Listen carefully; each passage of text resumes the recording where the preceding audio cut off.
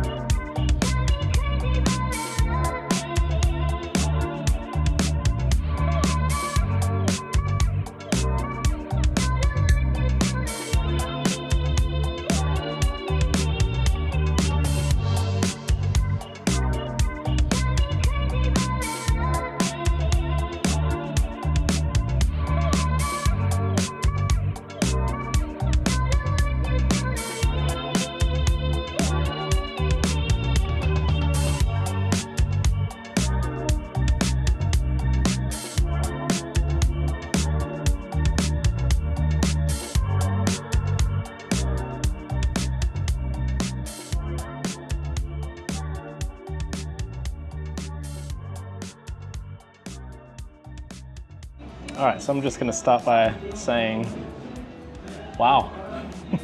I remember it being amazing, and it did not disappoint. This is absolutely amazing, and I think it's free refills, but that's a trap, right? Because, I mean, how could I possibly eat all of this? So going around, I've got like 2 curd dishes. I've got like a beans, potato curry, paneer curry, bean curry, I guess. What else have I got here? I've got dal. I've got another creamy thing. Chapati. Chapati, okay. Not to forget the chapati. Gulab jamun for dessert, and then I've got chapati. I've got papadum. I've got some puri. I've already got chapati at the bottom. Good heavens. I've got this tiny samosa, and I've got that. Oh. Wow, that is really interesting. That's a real strong cardamom and chili flavor. Got nuts in there as well. It's just a cardamom punch to the face. Wow, strong flavors. So I'm expecting these curries to be sweet. Let's see, I'll start with some beans. Oh. Once again, fiery, lots of flavor, masala flavor, just mixed spices. Sweetness, but actually quite spicy, quite fiery. We've got this potato curry.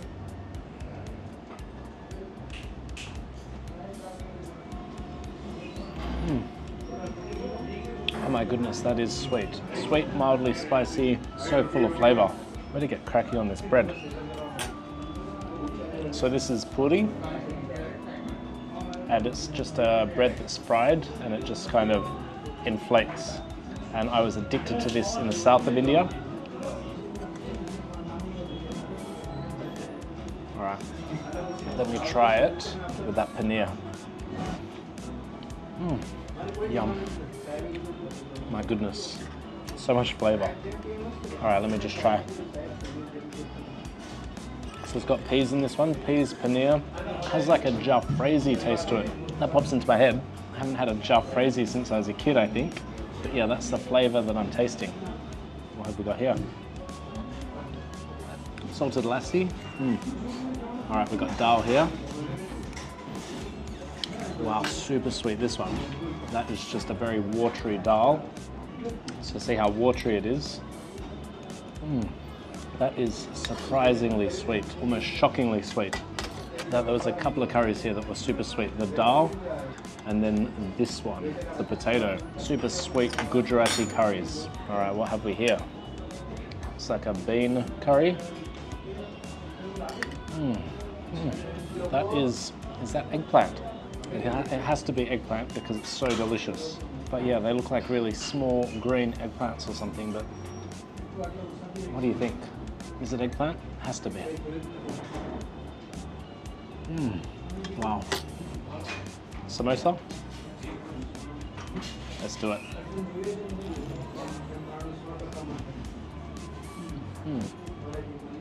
Do you think it's sweet? Of course it is. That is just a flavor explosion. I can taste fennel and lots of sweetness. I don't even know what the inside is. Help. Indian fans, help. What is it? Just super strong fennel, maybe potato. Not too sure. Delicious. So we've got this creamy thing. I get the impression that's going to be sour. Let's see. Wow, that's got a tartness about it, a sweet and sour. There's a whole dried chili in there. And what else? There's some other spices floating around. Unreal. And this one? Looks like we're going to be playing guesswork again. I mean, it looks like sweet corn, right? But I don't think it is. That is interesting. So it's not a vegetable at all. It's like a breaded product. This one's more sour, much more sour. Very delicious. I know nothing of this, but I know I like it. Oh, thank you. Potato.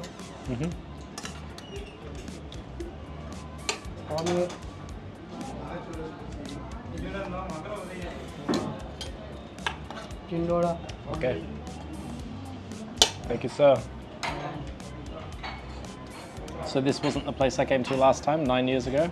Actually, I found that place. It was pretty much deserted. There wasn't a soul in there. So luckily, planning ahead, I had a backup, and this was my backup plan, and just as good. What do they call eggplant curry? Brinjal curry. I can see it now. I think this might be the best curry on the plate. When the other place was abandoned and I came here, I was thinking, should I pretend? Should I pretend this was the place I came to 9 years ago? Yeah, let's pretend it was. So this was the place I came to 9 years ago. Hasn't changed a bit.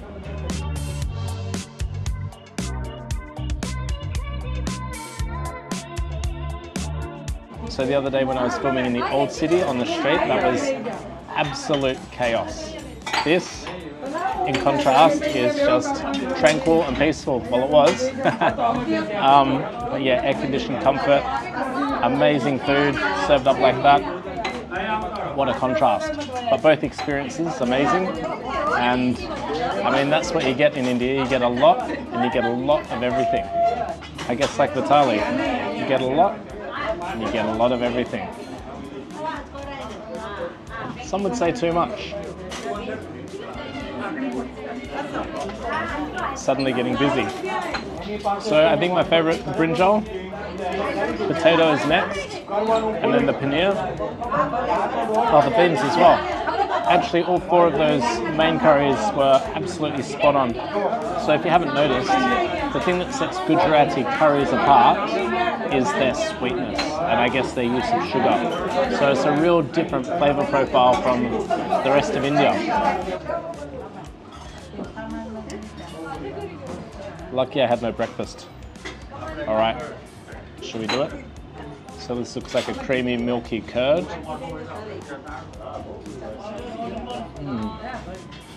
Everybody's looking at me right now. Has an evaporated milk vibe, maybe nutmeg, maybe. But definitely evaporated milk.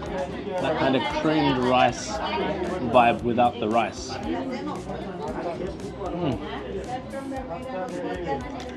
And of course, sweet, just like everything else.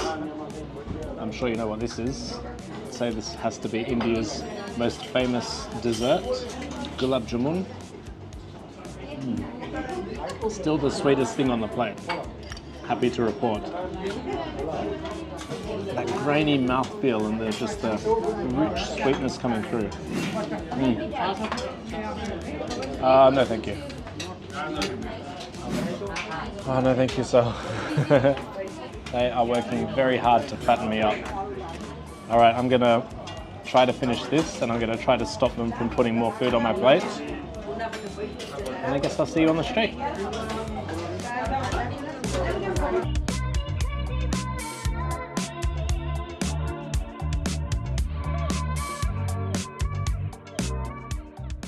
I actually just worked out the exchange rate and it's what, $5? I could not believe that. So quite the Gujarati feast, wouldn't you say? Now, do you think I'm full? I am absolutely stuffed. Time for a snooze, I reckon. So I'm just crossing this modern footbridge from new Ahmedabad to old, which means back to the chaos. So I'm gonna enjoy the relative tranquility of this footbridge while it lasts. And yes, tomorrow I'm off to Delhi, so looking forward to that. And yeah, there are more adventures to come, I guess. More crazy Indian adventures. More awesome Indian food. Great place, a bit chaotic, but definitely worth it. It's the kind of place where retrospectively you go, wow, that was awesome. And at the time you go, that was a bit much. You know? But yeah, it's got to be done, right? It's got to be done, India, I think. Yeah, it's got to be done. All right, take it easy and I'll see you next time.